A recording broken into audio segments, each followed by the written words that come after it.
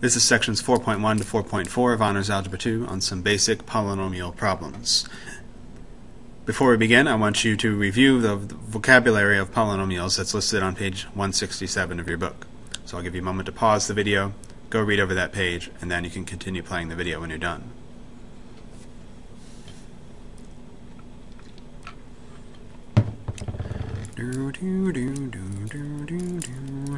Alright, you finished? Okay, here we go. I'm going to do some examples from each of the four sections of your work, 4.1 through 4.4. And so if while you're doing the work, you run into any problems that you don't know how to do, maybe come back and look at the examples that I did that are close to that problem. Alright, so here are some examples from section 4.1.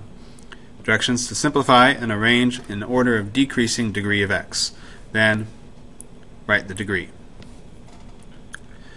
So I'm going to do number 3, which is not one of the problems that you need to do, but you're doing problems 2 and 4, which are very similar to it. So number 3 is negative x squared plus 3x cubed minus 3x plus x squared plus 2x. We want to simplify it, so that means we need to combine any like terms and then arrange our answer in order of decreasing degree of x. So starting with the highest degree of x and then going down as we move to the right. Then we will write the degree which will be that highest power of x. So as we're looking for like terms to combine, we look for terms that have the same variable and the same power on that variable. So I notice I have a negative x squared and a plus x squared. Those will then cancel because negative 1 plus 1 makes 0. We've got a 3x cubed. There's no other term with an x cubed, so that one's by itself. Then I've got negative 3x plus 2x, and negative 3 plus 2 is negative 1, so I've got minus x. Okay, and in that form it is written in order of decreasing degree of x. The highest degree of x that I have, the highest exponent, is 3, and then it goes down to this x, which just has a degree of 1, because the exponent is 1. X to the first power is x. So then the degree of my polynomial is 3, that highest power of x. So the degree is the exponent, not the number in front. That number in front is called a coefficient. Number 7. This time I have 3 variables, x, y, and z. So when we're looking for like terms, we need terms that have that have the same variables and the same powers on those variables. So in my 4x squared y z cubed term, if I'm going to combine that with another term, it has to be another term that has x squared y z cubed. And there happens to be one. There's this 2 x squared y z cubed. So I can add the 4 and the 2 and make 6 x squared y z cubed. Okay. There's no like term for x, y, z, and there's no like term for the positive x cubed y squared z squared. So if I'm going to write these in order of decreasing degree of x, I first write the term that has the highest degree of x. So that is the 5x cubed y squared z squared term. That has a degree of 3 on x. Then plus 6x squared yz cubed, which has a degree of 2 on x, minus xyz, which has a degree of 1 on x. Write the degree of the polynomial. Well, the degree of the polynomial is the sum of the degrees of the highest term.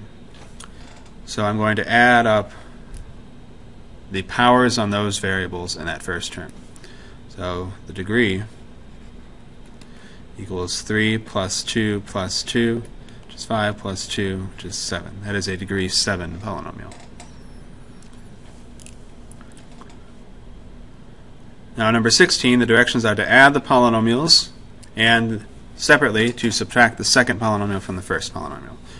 So giving you practice on addition and subtraction of polynomials. So part A, we're going to add the two polynomials. So that's 4a squared plus 3ab minus b squared plus the second polynomial, b squared minus 2ab. That means we're going to add the like terms. I've got a 4a squared, but there's no other term with an a squared, so it's just 4a squared. I've got a 3ab, and then a minus 2ab, so that's plus 1ab, or plus ab.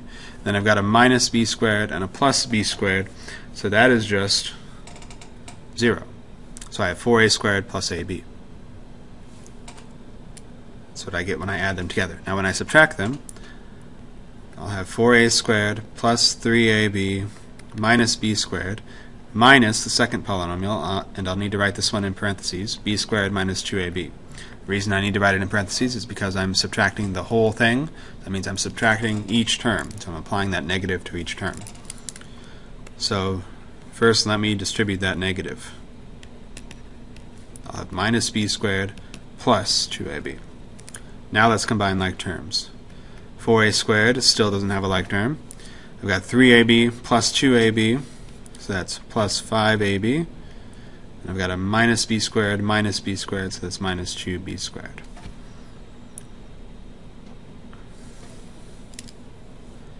Number 27, the directions are find values of a, b, c, and d that make the equation true.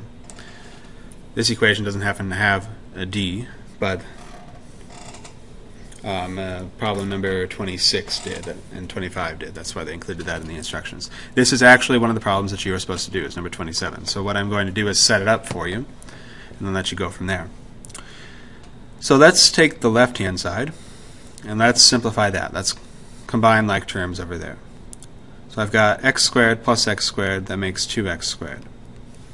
We've got an ax and a minus 2bx. Let me just write those together first. Ax minus 2bx. And then I've got a 2b and a 3a. That needs to equal cx squared minus 7x plus 3. Okay, so I've got 2x squared. And then that ax minus 2bx, there's an x on both of those. So what I can do is factor out that x. It's the distributive property in reverse. And I'll just have a minus 2b if I take x out of both of those terms, divide both terms by x. Okay, then I'll have plus 2b plus 3a. Okay, so in order for these two sides of the equation to be equal, I need the number in front of x squared on the left side to equal the number in front of x squared on the right side. I need the number paired with x on the left side, which is a minus 2b, to be equal to the number paired with x on the right side, which is negative 7. And I need the 2b plus 3a to be the constant term that's on the right side. If so, then these two polynomials will be equal, which is what the equation says they should be. So that's how you're going to do it, is you're going to take 2 equals c, so you've already found c, a minus 2b equals negative 7, and 2b plus 3a equals 3. So you know c, you just have to find a and b, and look what you got. You got a system of equations, and you know how to solve that. So I'll leave you there on that problem. Section 4.2 is on using the laws of exponents in order to simplify polynomial expressions. So let's do number 5. 3x squared y times xy squared. Alright? Since everything is multiplied, I don't really need the parentheses here, so I can just write it as 3x squared y xy squared. And then, when the bases are the same, I add the exponents. When the bases are the same and those terms are multiplied. So the x squared times x becomes x to the third power, because that x has an exponent of 1 right now. By the way, I'll just stick that 3 in the front because there's nothing to multiply it by. There are no other constants. The y times y squared becomes y to the third power. I get that 3 by adding the 1 on this y to the 2 on the y on the end. So 1 plus 2 is 3. When the bases are the same and multiplied, we add the exponents. Number 16 is similar, but with an additional step. So I've got 2x squared y cubed, and that whole thing cubed, times 3x squared y with that whole thing squared. So when we are only multiplying and dividing inside of the parentheses, we can distribute the exponent and we can apply it to each thing that's inside the parentheses. If we are adding or subtracting inside the parentheses, we cannot do that. But here we're just multiplying. So I can take 2 to the third power times x squared to the third power times y cubed to the third power times 3 squared times x squared squared times y to the first squared. I just applied the 3 to each of the things in that set of parentheses, and the 2 to each of the things in the right set of parentheses. So let's simplify. 2 to the third is 8. 2 times 2 times 2. X squared to the third. When you have a power raised to another power, you multiply those powers. So that becomes x to the 2 times 3 power, which is x to the 6th power. Y to the third is y to the 3 times 3, which is 9. Y to the 9th. 3 squared is 9. X squared squared is x to the 4th, and y squared. And now it's just like problem number 5. We'll take the numbers multiplied together. 8 times 9 is 72. Then x to the 6th times x to the 4th becomes x to the 10th. We add the exponents because the bases are multiplied. Y to the 9th times y squared. We add the exponents, we get y to the 11th. And that's our simplified expression. We combined all the x's, combined all the y's, combined the constants. 72x to the 10th, y to the 11th. Number 23. This time we have variables as exponents. So, let's just notice first that this x in the middle has an exponent of 1. Okay, if there's no exponent, it's always a 1. When the bases are the same and multiplied, as they are here, what do we do with the exponents? Add them. Very good. So our exponent on x is going to be m minus 1 plus 1 plus m. We're going to add all the exponents. Let's simplify that exponent. So m plus m becomes 2m. Minus 1 plus 1 is 0. So this is just x to the 2m power. I just added the exponents together. Number 35. Number 35 takes what we know about exponents and uses them to solve this equation. 3 to the 5n equals 3 to the 5 times 3 to the 2n power squared. So let's simplify that right-hand side first. So 3 to the 5th. And then we can apply that 2 to the 2n by multiplying those exponents. So 3 to the 4n power. 2n times 2 is 4n. Okay, then on the right-hand side, the bases are the same and multiplied, so I can add the exponents. I'll get 3 to the 5 plus 4n power.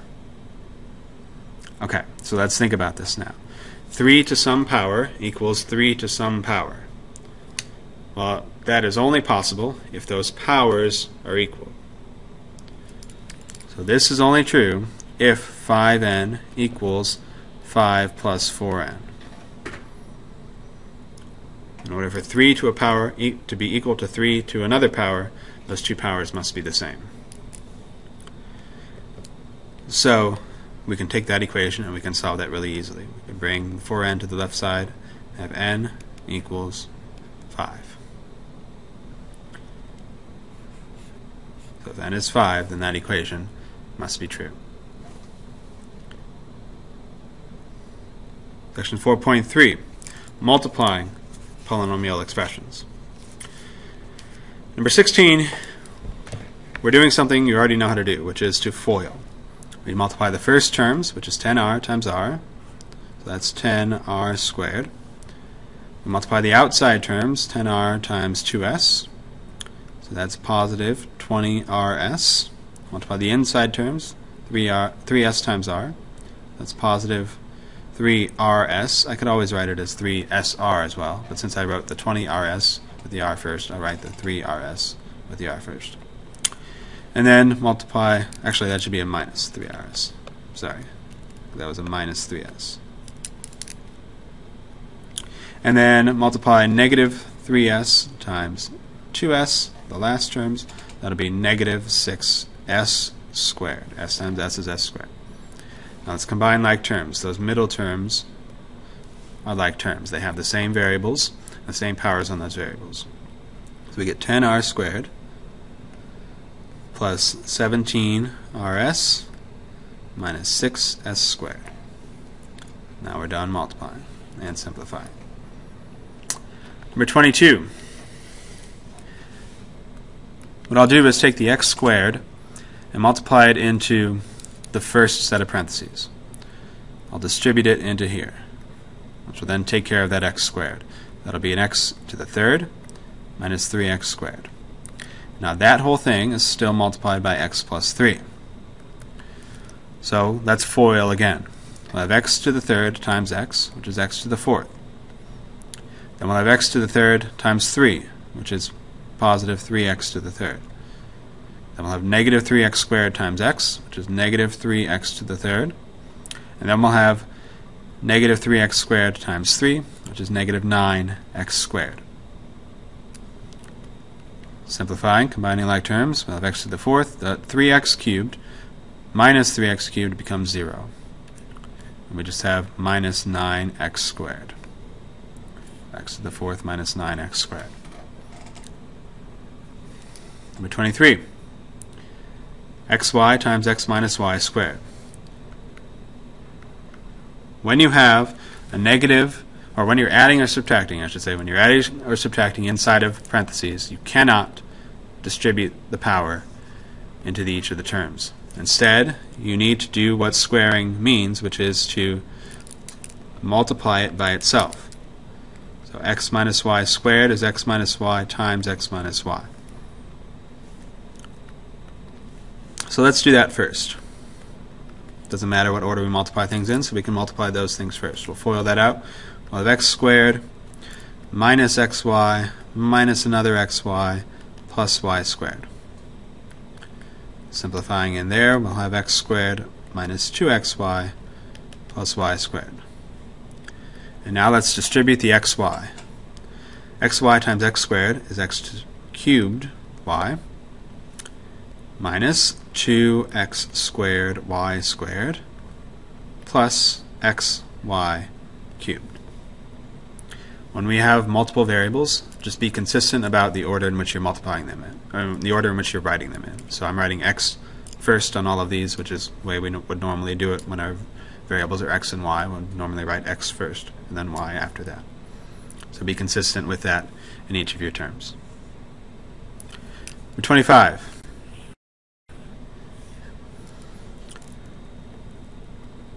This is an extension of FOILing.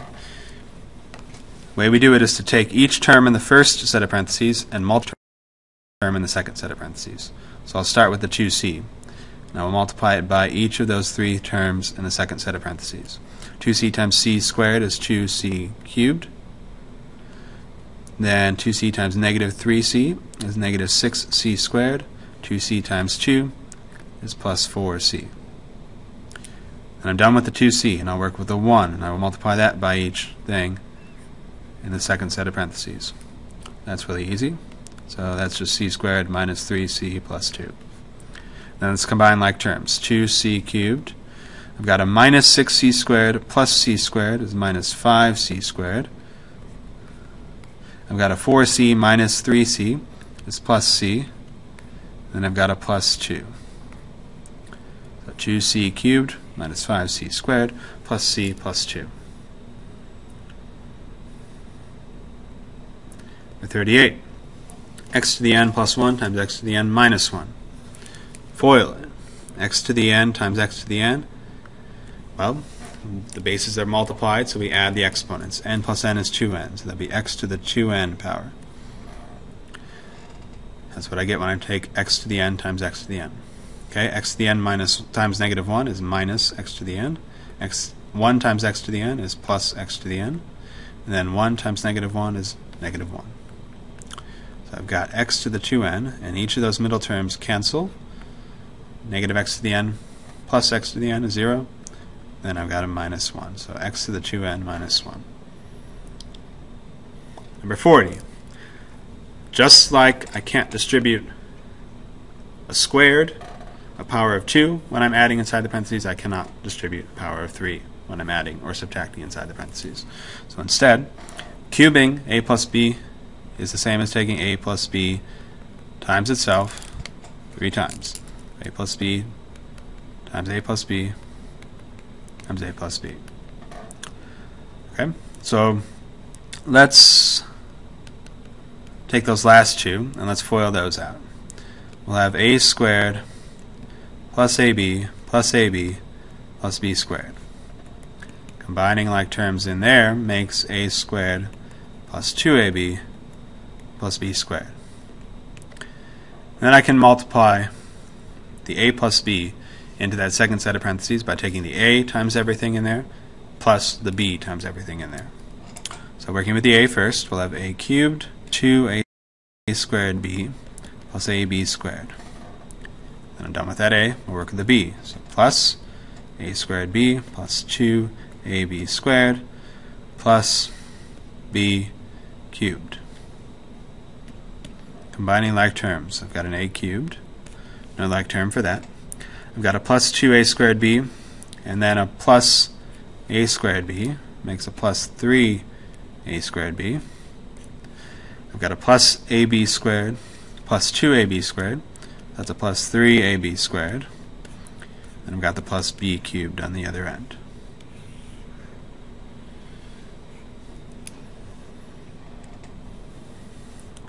Section 4.4 is the beginnings of factoring using prime factorization and then greatest common factors and least common multiples. So let's find the prime factorization of 2,548. And I'm going to get out my calculator. Prime factorization means we're going to write out the number as a product of its prime factors. So the way we can do that is to make a factor tree. 2,548, sorry. And I know if it's an even number, I know that 2 must divide into it. 2 is a prime number, so that's useful to know. Let's first divide it by 2. We'll have 2 times 1,274. 1,274 is an even number. I can divide that by 2. That will give me 2 times 637. 637 is not an even number, so now I'm out of powers of 2. So I have to look for a prime number that does divide into 637. If I check, I can pretty easily see that 3, which is the next prime number after 2, is not does not divide into 637. 5 does not, because 637 doesn't end in a 0 or a 5, so 5 can't divide into it. How about 7? Does 7 divide into 637? Indeed, it does. It goes in 91 times. So 637 is 7 times 91. Now we work with 91. And I don't have to check 2, 3, and 5 again, because if they didn't go into 637, they certainly can't go into 91, which itself goes into 637. So I can start with 7. Does 7 go into 91? It does. It goes in 13 times. So I've got 7 times 13. 13, you can check really quick, is a prime number itself. So the prime factorization of 2,548 is going to be 2 squared, because I have 2 2's, times 7 squared, because I have 2 7's, times 13. And we always write the prime factors in increasing order. So the 2, then the 7, then the 13. And we write an exponent on each one that has more, that shows up more than once. So 2 squared times 7 squared times 13.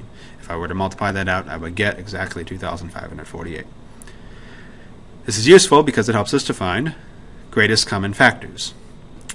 So the greatest common factor of 2 or 3 or 4 or multiple numbers is the biggest term, the biggest number that is a common factor between them. Factors are numbers smaller than them that divide into them evenly. So, on number 16, we're asked for both the greatest common factor and the least common multiple of the monomials. Let's work first with the greatest common factor. So I can take each of my numbers, 30, 35, 36, 42, and I can write down their prime factorizations.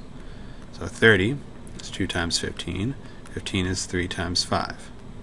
Okay, so that's prime factorization is 2 times 3 times 5. 35 is 5 times 7, both of which are prime, so that's 5 times 7. 36 is 2 times 18. 18 is 2 times 9, and 9 is 3 times 3. So the prime factorization of 36 is 2 squared times 3 squared.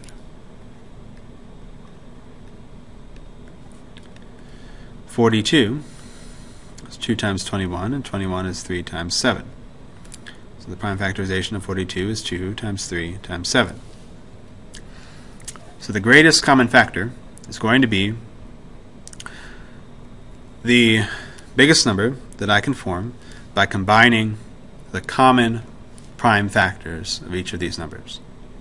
So notice 2 is not a common factor of all of these numbers because 2 is not a factor of 35. 3 is not a common factor of all of these numbers because 3 is not a factor of 35. 5 is not a common factor of all of these numbers because 5 is not a common factor of 36, or is not a factor of 36 or 42. 7 is not a common factor of all of these numbers because 7 is not a factor of 30 or 36. So does that mean that there are no common factors for these four numbers? No, because every number has 1 as a factor. So if there is no other number that is a common factor, then my greatest common factor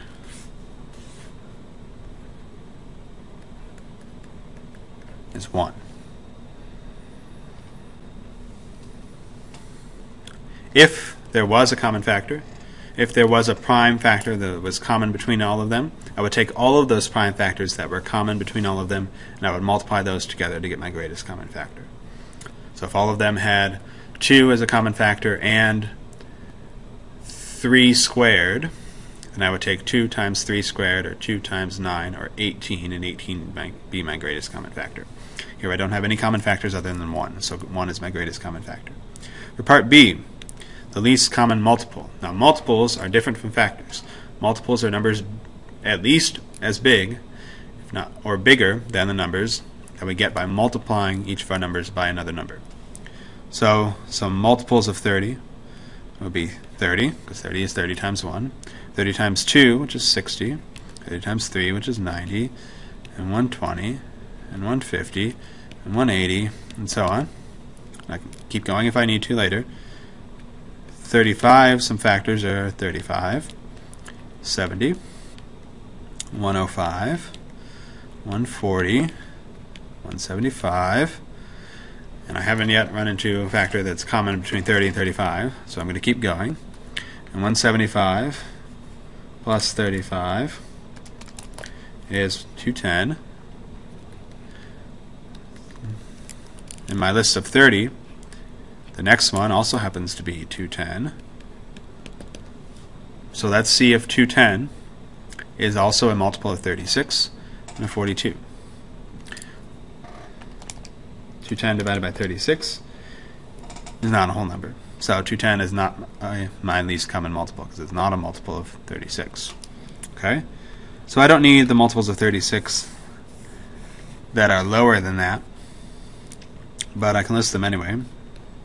36 and 72 and 108 and 144 and 180 and 216. I can keep going. 252, 288,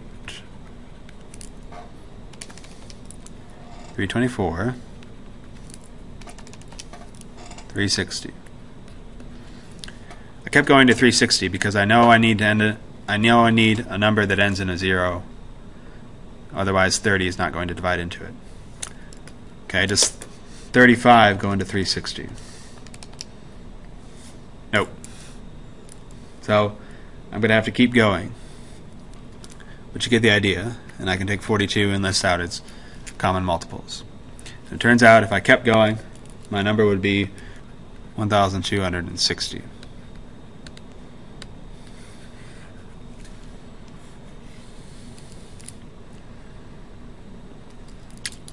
Perhaps a better way to go about it would be to take the two biggest numbers and find their least common multiple, and then see if that is also a common multiple of the two smaller numbers. When you have 4 numbers like that, you might end up with a big number. Number 21. The greatest common factor of 110h cubed k squared r and negative 88h squared k squared r squared. So first we need the greatest common factor of the two numbers. So we've got 110 and we've got negative 88. So 110 is 2 times 55. 55 is 5 times 11. So 110 is 2 times 5 times 11. That's its prime factorization. Negative 88, I can pretty much ignore the negative and think of it as positive 88. And that has 2 times 44. 44 is 2 times 22. 22 is 2 times 11. So 88 is 2 cubed times 11. Okay. This time they do have common factors. They both have 1, 2, and they both have an 11. So my greatest common factor of the numbers is going to be 2 times 11, which is 22. Okay? The greatest common factor of the terms is going to be that 22, and then I look at the variables. And I need the higher of the two powers of each of the variables.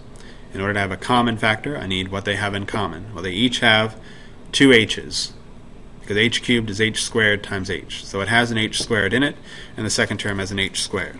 So my greatest common factor is going to be h squared. It's going to be the lower of the two powers of that variable. They both have a k squared, so I can take k squared. The left term only has one r, while the right term has two of them, so I can only take one r, because that's all that is in common between them. So I take the lower of each of the powers of the variables, and the greatest common factor of the constant terms, the coefficients. B, the least common multiple. So the least common multiple of 110 and 88 is 440. And you can check that if you don't believe me. Then for the variables, I'm going to take the higher of the two powers of the variables. H cubed, k squared, r squared. Because the least common multiple means each of my original numbers needs to divide into that. So I cannot divide h cubed into h squared, but I can divide h squared into h cubed. So if I take the higher of the two powers of the variables, then both of my original terms will be able to divide into it.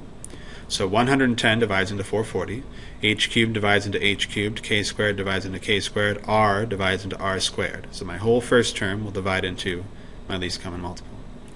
Negative 88 divides into 440, h squared divides into h cubed, k squared divides into k squared, and r squared divides into r squared. So my whole second term will divide evenly into my least common multiple.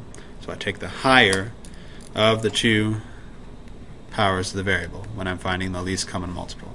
When I'm finding the greatest common factor, I take the lower of the two powers of the each variable. Alright, number 25. 26 p cubed, q squared, r squared, 39 p squared, q cubed, r squared, 78 p squared, q squared, r cubed. Whew. So first, when I'm finding the greatest common factor, I can find the greatest common factor of 26, 39, and 78. If I were to do that, I would get 13. 13 divides into 26, 39, and 78, and it's the biggest such number that does so. I take the lower power of each of the variables. So p, I'm going to only take two of those, because that's the lowest of the powers that I have of p. For q, I can only take two of those. And for r, I can only take two of those. That's going to be the greatest common factor of all three of those terms. It's 13p squared, q squared, r squared. Take the lower power of each of the variables. For the least common multiple, I find the least common multiple of 26, 39, and 78, which happens to be, conveniently, 78, because 26 divides evenly into 78, and so does 39. Then I take the higher power, the highest power of each of the variables. That's going to be p cubed, q cubed, and r cubed. So 78p cubed, q cubed, r cubed. It's hard to say. So, greatest common factor, you take the lowest power of each variable. Least common multiple, you take the highest power of each variable. Alright. That's the end of this video.